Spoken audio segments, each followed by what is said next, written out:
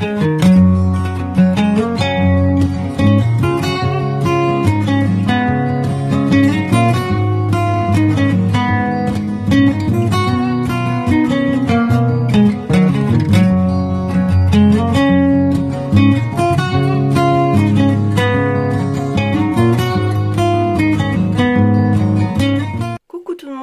reviens vers vous pour une vidéo qui fait suite. Je voulais les faire plus court dans le temps, mais la vie a fait que les choses se sont passées autrement. Donc j'avais fait une vidéo sur mes indispensables en colo, mon matériel aquarellable, mes crayons. Je pense que j'ai pas fait de vidéo. Enfin bref, je voulais faire aussi une vidéo sur ce dont je me sers pour m'aider ou m'inspirer en colo. Alors on a toutes des idées évidemment qui viennent de notre créativité propre, mais parfois pour maîtriser certains effets, pour voir une harmonie de couleurs, pour se donner une idée quand on ne sait plus trop ou qu'on va toujours vers les mêmes couleurs, pour essayer de sortir un peu de sa zone de confort et des sentiers battus, qu'est-ce qui nous aide, qu'est-ce qui nous motive pour colorier. Alors, j'ai différents supports. J'ai pris ceux que j'utilise principalement. J'ai pas tout sorti parce que j'en ai énormément. Déjà, j'ai pas sorti tous mes livres pour enfants illustrés en aquarelle que j'ai gardés pour m'inspirer pour des scènes coloriées, voir un peu comment c'est fait, voir un peu comment la lumière est posée, les couleurs sont utilisées et tout ça. Je m'en sers beaucoup. Sinon, j'ai aussi ce genre de livre, j'en ai deux ici, hop, que j'ai sorti, que j'ai trouvé chez moi, chez Trafic. Donc vous avez déjà le sticker art, relaxation bien-être. Donc vous voyez, ce sont des stickers qui ont la particularité d'être mat et d'être réalisés à l'aquarelle. Et vous avez des petites scènes où vous êtes censé coller les stickers, mais évidemment moi je ne m'en sers pas. Ça me permet de voir comment sont peintes les fleurs quand elles sont peintes à l'aquarelle, comment est donnée la lumière, les couleurs, comment elles sont posées, tout ça. Et c'est un livre que je ne vais pas assez souvent feuilleter pour me donner de l'inspiration. Mais c'est vraiment un petit livre que je garde uniquement pour ça, pour voir comment c'est fait, comment ils font la végétation. Vous voyez l'effet vert ici, fait à l'aquarelle, ça peut être très sympa à reproduire. Et alors au fond, vous avez toutes sortes de stickers qui eux-mêmes aussi sont très très sympas. Voilà, des papillons. C'est assez inspirant de voir comment ils sont faits, parce qu'on a toujours tendance, enfin pour ma part, j'ai toujours tendance à les faire de la même façon. Et donc voilà. Et celui-ci, alors c'est le même principe mais avec des décalcos à faire. Vous voyez, les décalcos sont ici. Et vous avez donc des paysages comme ceci, fait également à l'aquarelle, que je trouve absolument magnifique. Et à côté, vous avez les plantes avec leur nom. Donc ça peut aussi aider. Pour celles qui font le colobac, il y a des idées de plantes ici. Vous voyez les contrastes, comment faire un ensemble de pots sans les faire tous de la même couleur, comment faire un effet vert différent de ce qu'on a l'habitude de faire. Je trouve que ce sont des aides assez précieuses en fait. Et vous avez chaque fois les plantes à côté qui sont... Est-ce que ce sont des plantes détaillées dans le colo? Je crois bien, sinon ça n'aurait pas beaucoup de sens. Le romarin. Là c'est le glaïeul. Oups, excusez-moi, il était plus fort que moi. Une fleur qui commence par Z. Zinnia, je ne connaissais pas. Et voilà, c'est une deuxième idée dont je me sers pour l'inspiration. Et également, toujours un petit support créatif. Ce sont ces blocs de papier qui viennent de chez Action. Alors, je ne les ai pas démantelés parce que ceux-là me servent exclusivement pour l'inspiration colo. Ce sont des inspirations hiver, mais vous voyez les... Hop, je vais essayer, voilà, sur l'oie, vous voyez les ombres sur le pull. Comment est donné les ombres sur une oie qui est censée être blanche, comment est fait le fauteuil ici. Et je garde ça pour m'en servir comme inspiration. Pour tous les livres, par exemple, asiatiques qui ont des petits animaux mis en scène, ça peut être très sympa. Et ici, pareil, je m'en sers pour l'inspiration dans mes colos. Pour les harmonies de couleurs aussi, ça peut aider. Donc ces deux-là font partie de mon pack Inspiration Colo. Ensuite, vous avez les livres plus techniques. Donc j'ai celui-ci qui me permet d'apprendre à faire plein de textures différentes. C'est super intéressant. Elles sont toutes classées et colorées. Donc ça donne vraiment une idée. Vous avez la nature, vous avez les surfaces dures, donc le métal. Vous avez tout ce qui est textile, les sequins, le cuir. Ici en dessous c'est la broderie. Les fameux plaids qui a eu son petit succès il y a quelques semaines sur YouTube. Là, l'effet... comment est-ce qu'on disait? Je ne sais plus. C'était pas plaid, elle avait utilisé un autre nom, la personne, mais je ne sais plus. Les ailes de papillon, enfin c'est plus du dessin, mais ça vous donne une idée de comment atteindre un résultat. L'effet poil, j'y travaille encore, mais je m'inspire, enfin j'essaye de m'inspirer pas mal de ça. Ici vous avez pour les ombrages des cheveux. Voilà, et alors vous avez plein de techniques. Vous avez vu, c'est passé, c'est basé sur les Prismacolor que je ne possède pas, mais ça s'adapte à évidemment tous les effets qu'on veut donner. Parfois, plutôt qu'un tuto, un support comme ça, moi, me plaît bien. J'ai 3 livres comme ça qui expliquent comment faire des textures. Ensuite, j'ai d'autres livres techniques. Donc, j'ai tous les Color Effect, évidemment. Je m'en sers pas mal. Ça m'a appris beaucoup de choses. Je maîtrise pas toujours assez l'anglais pour savoir. Je n'utilise que les images en fait. Mais bon, ça permet quand même de comprendre ce qu'on attend de vous pour faire l'effet souhaité. Et j'ai acheté aussi celui-là. Je n'ai pas encore utilisé puisque je ne suis pas encore passée au portrait. Mais c'est les secrets pour faire les peaux. Toutes les peaux. Mais c'est au feutre à alcool. Voilà. Mais bon, ça peut quand même aider pour... Vous voyez, on vous explique les différentes façons de colorier. Ensuite, on vous montre comment faire les ombrages sur votre coloriage. Et puis, comment blender pour avoir un résultat qui soit vraiment top au feutre à alcool, quoi. Voilà, et vous avez tous les types de peau, métis et de cheveux aussi. Vous avez vraiment tout dans ce livre pour bien vous en sortir, pour travailler les peaux et faire tous les types de peau. Asiatique, métis, black, rousse, des peaux plus rosées, des peaux plus blanches. Vraiment très très chouette livre qui va beaucoup m'aider quand je vais m'attaquer aux zones de portrait. Et à la fin, vous avez même des photographies pour vous montrer comment ça marche. Ce livre, je l'ai trouvé sur Amazon. Si je le retrouve, je vous mettrai évidemment les liens en barre de description. Ensuite, je me suis offert cette mi-technique, mi-inspiration, le catalogue des couleurs, les cubes. Physiquement, c'était pas possible parce qu'avec les frais d'envoi des États-Unis et tout, c'était pas possible. J'en ai pris mon parti. Pendant longtemps, j'ai laissé tomber l'idée et puis finalement, j'ai passé le pas et j'ai acheté le catalogue virtuel que j'ai imprimé. Ça m'a coûté une cartouche d'encre, mais au final, je ne regrette absolument pas.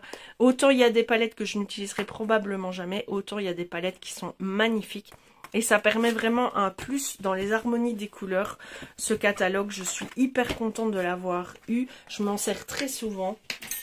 Surtout pour l'instant pour faire mes mandalas et les faire de manière harmonisée. Ça m'aide beaucoup, beaucoup.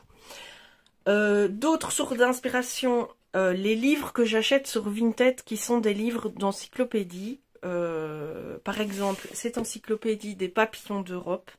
Parce que j'étais très très limitée dans mon imaginaire sur les papillons. Et je faisais souvent des papillons turquoise ou rose, vous voyez, avec du doré ou du noir. Et donc ici, vous avez toutes sortes de papillons. Mais si vous voyez, quand je passe vite, la dominante, elle est au jaune et à l'orange, hein, vraiment. Maintenant, c'est les papillons d'Europe. Donc, Voilà, mais vous avez toutes sortes d'idées pour comment faire des papillons. Vous avez aussi quelques bleus, quelques mauves. Mais voilà, donc je suis quand même super contente d'avoir eu ce livre. Je vais aller dedans pour toute la période estivale, évidemment. Ça, je l'avais trouvé dans En Belgique, on a un livre, un village, ça s'appelle le village du livre. C'est à Redu et il y a toutes sortes d'étals où il y a aussi bien des vieux livres bradés que des livres de collection. Enfin, c'est vraiment un village où il n'y a que des boutiques de livres. Moi, je cherchais des livres évidemment à petit prix. Et celui-ci, je l'adore parce qu'il est tout à fait illustré, mais pas en photo, en dessin. Et donc, pour tout ce qui est végétation, ça m'aide énormément. Celui-là, je l'utilise vraiment beaucoup. Pour avoir des inspirations pour tout ce qui est nature, je l'utilise vraiment beaucoup. Vous voyez, cette couleur de feuille là, j'adore. C'est de l'eucalyptus, évidemment. Et on n'y pense pas toujours, on va toujours dans ces verts-là. Et même pour les fleurs, quoi, ça donne des idées. Je l'utilise très, très, très souvent. Ensuite, j'ai acheté quelques livres pour enfants. Je découvre les petites bêtes, je découvre les arbres et je découvre les fruits, je crois. Pour donner des idées sur comment sont les insectes.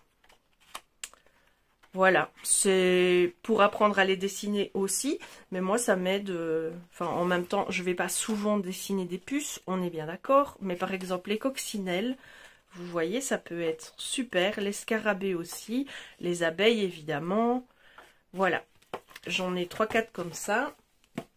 J'ai aussi évidemment les 3, parce qu'il y en a 2 en français et il y en a un troisième qui est en espagnol. Donc ça, j'ai les 3. Donc vous en avez un qui est par thème dans la nature et vous en avez un qui est par couleur, ce qu'on trouve dans telle couleur. Donc ici, vous avez toutes les ailes d'insectes, toutes les sortes de coquillages, toutes les sortes de fleurs, toutes les écorces. Et ça, c'est fait à l'aquarelle ou à la gouache. Enfin, en tout cas, c'est dessiné. Donc ça vous donne une bonne aide pour reproduire ce que vous voulez en fait. Donc c'est vraiment très très chouette ce livre. Ici vous avez tous les minéraux, vous voyez c'est génial. Hein, je ne l'utilise pas assez celui-ci.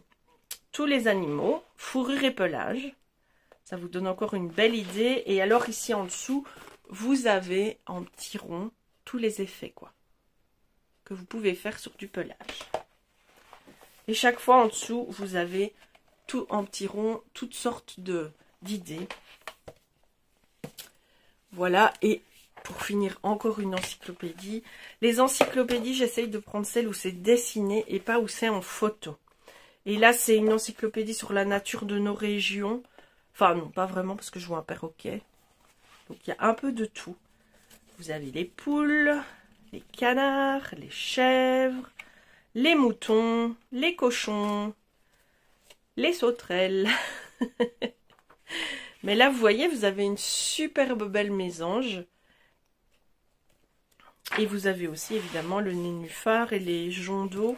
C'est des livres que j'affectionne particulièrement pour m'inspirer en colo, pour me montrer comment faire quelque chose que je ne maîtrise pas encore.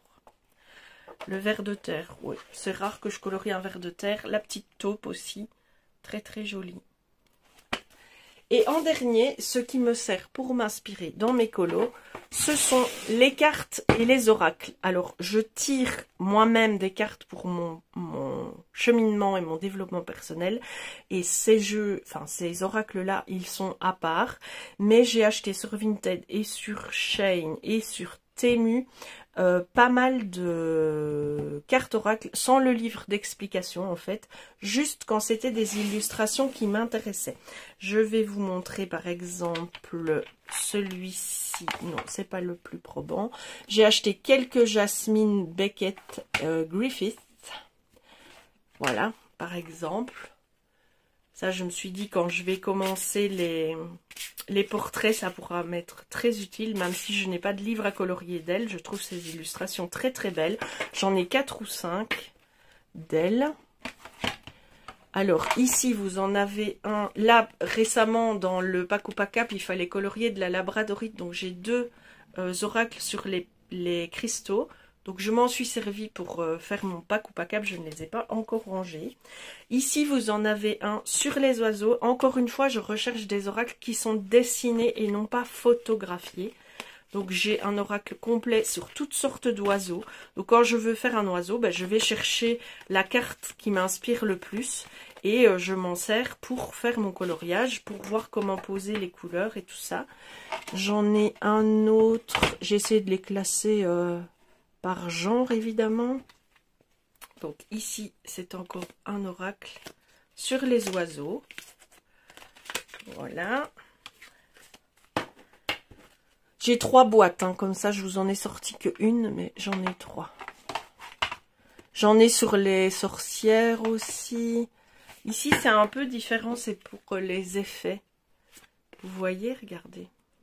Ça, c'est fait, à mon avis, plus acrylique gouache. Et ça vous donne une idée des effets qu'on peut faire dans des colos. Ou quand on veut travailler à l'acrylique, comment le faire. Je trouve ça très, très, très beau. Je ne suis pas totalement cadrée. Voilà, comment faire un effet haut. Vous voyez, vous avez une idée, là. J'aime beaucoup, beaucoup. Ça m'aide beaucoup ces oracles. Ça, je m'en sers relativement souvent quand même. Hop, ici, qu'est-ce qu'on a? Encore un jasmine.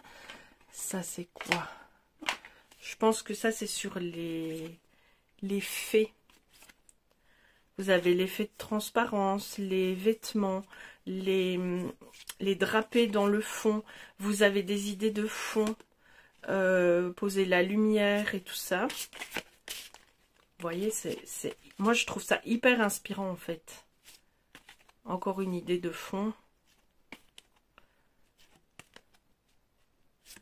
Poser les ombres, ce genre de choses, tout ça, ça m'aide vraiment beaucoup ces cartes. Donc je vais pas m'amuser à tous vous les montrer. J'en ai sorti que un sur les 3 boîtes. Ça c'est un qui est pour les dragons.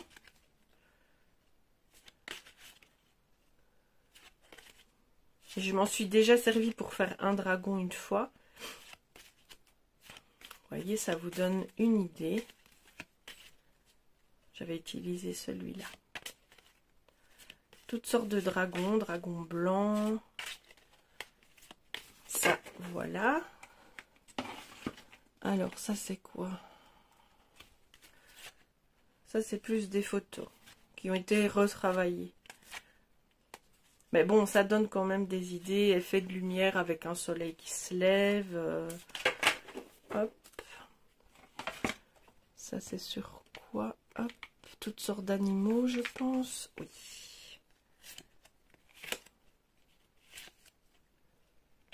Voilà. Et c'est tous des oracles que j'ai trouvés. Les plus petits, je les ai trouvés sur Temu et sur Shein. Il y en a des quantités astronomiques, mais c'est en anglais souvent, il n'y a pas de livre d'explication, vous n'avez que les cartes.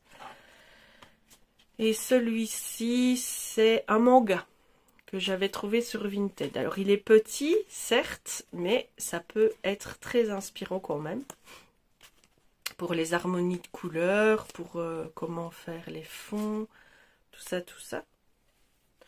Et voilà, alors hormis les choses physiques que j'utilise pour m'inspirer dans mes colos, j'utilise aussi évidemment, je fais ça devant vous, en même temps personne ne va craquer mon téléphone et en même temps je connais même pas mon code. J'utilise aussi, je vais vous montrer ça plutôt ici. Les inspirations Pinterest que je fais, je mets dans un dossier inspiration. Donc ici, vous avez toutes sortes de cristaux. Qu'est-ce que j'ai encore pris comme photo? En fait, c'est plus ici aussi, voilà. Celle-là, je la trouvais très belle. Si je devais faire une fois une clé dans Anna Carlson, je me dis, je pourrais m'inspirer de ceci. Et je me sers de Pinterest pas mal pour m'inspirer et quand j'ai vraiment un effet qui me pose problème, je vais voir évidemment les tutos sur internet. J'ai une playlist sur ma chaîne avec tous les tutos qui m'intéressent que je mets là et quand j'ai besoin d'aller en consulter un, bah, je vais consulter ce tuto en particulier. Je ne les regarde pas sans raison, je les regarde quand j'ai besoin de les regarder. Voilà, c'est l'ensemble des choses dont je m'inspire pour faire mes colos. Quand ça ne vient pas spontanément et naturellement. J'espère que cette vidéo vous aura plu. Dites-moi en commentaire, vous, de quoi vous servez-vous pour vous inspirer, pour réaliser vos colos. Quels sont les,